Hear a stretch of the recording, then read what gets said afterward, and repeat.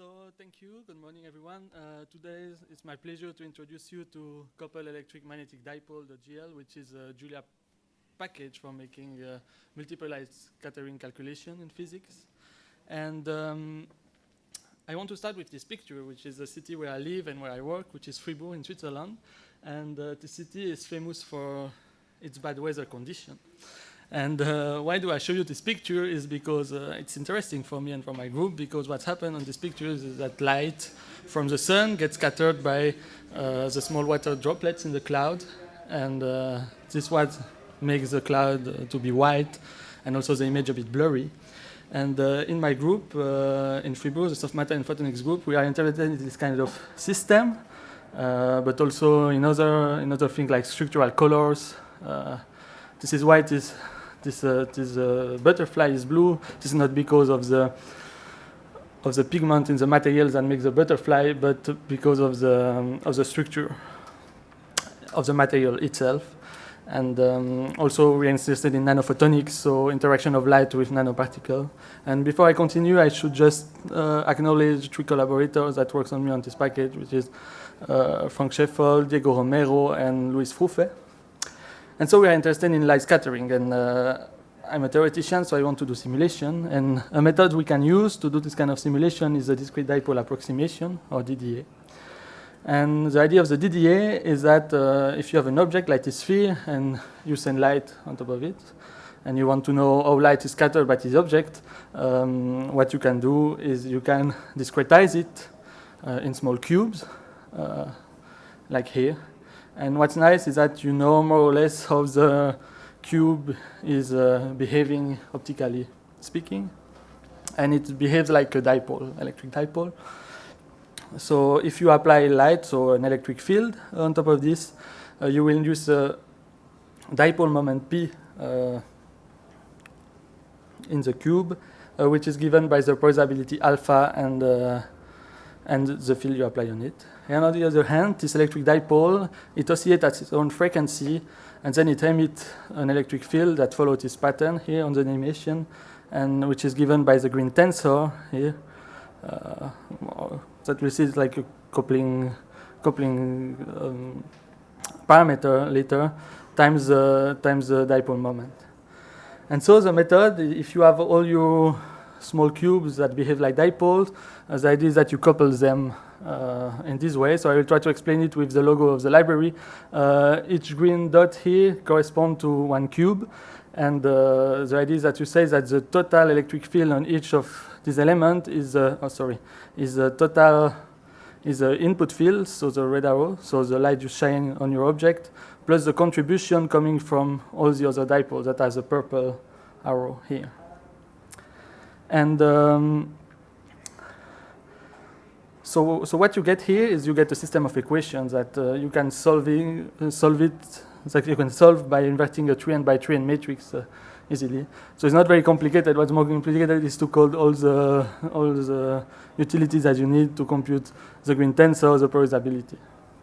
There is an extension of the method which is called the coupled electric and magnetic dipoles, so CEMD I call it.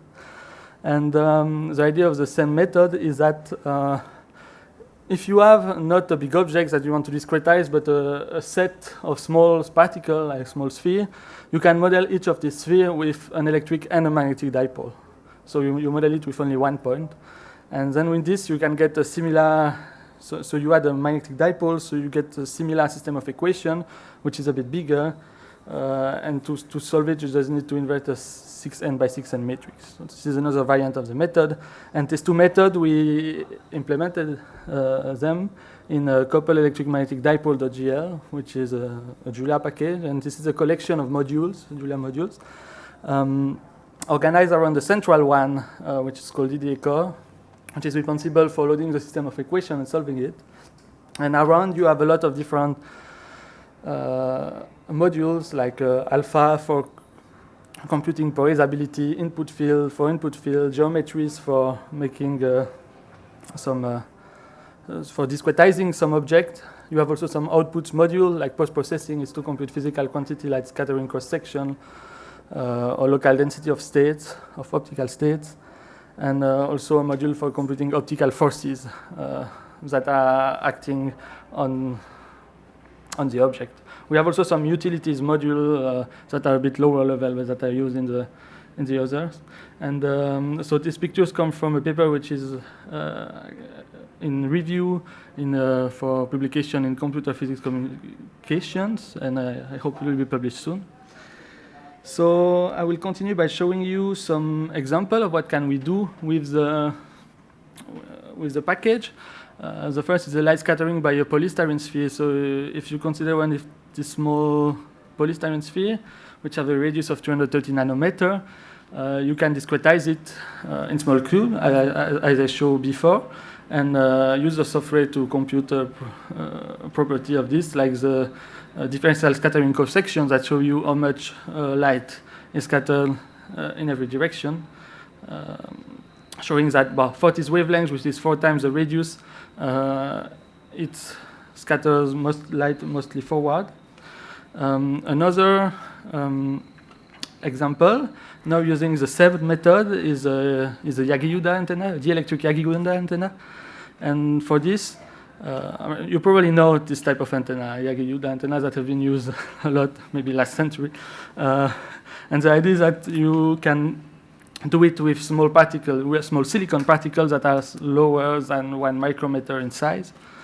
So what you do is you put a big particle, the red one, which is a reflector, and then 10 directors in the direction in which you want to have the directivity. And so if you put a light source here, which is a dipole source, we can compute the emitted power by the antenna, and it shows that there is a huge directivity in the direction of the directors. So this is another application, and a bit more into research. This is results we published in Nature Communication beginning of the year, and we computed the optical forces, or more the optical binding between 2 polystyrene particles in a laser beam.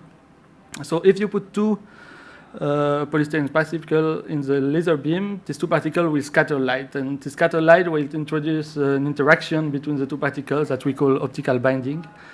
And with the library, you can compute this kind of interaction, and here's a picture taken from the paper where the plane line has a simulation made with CoupledElectricMagnetic dipoles, and the dot as the experiment that have been made in my group, and you see that it's agree pretty well. Okay, so I hope I gave you a good overview of what we can do with the software, and I will be glad to take your questions.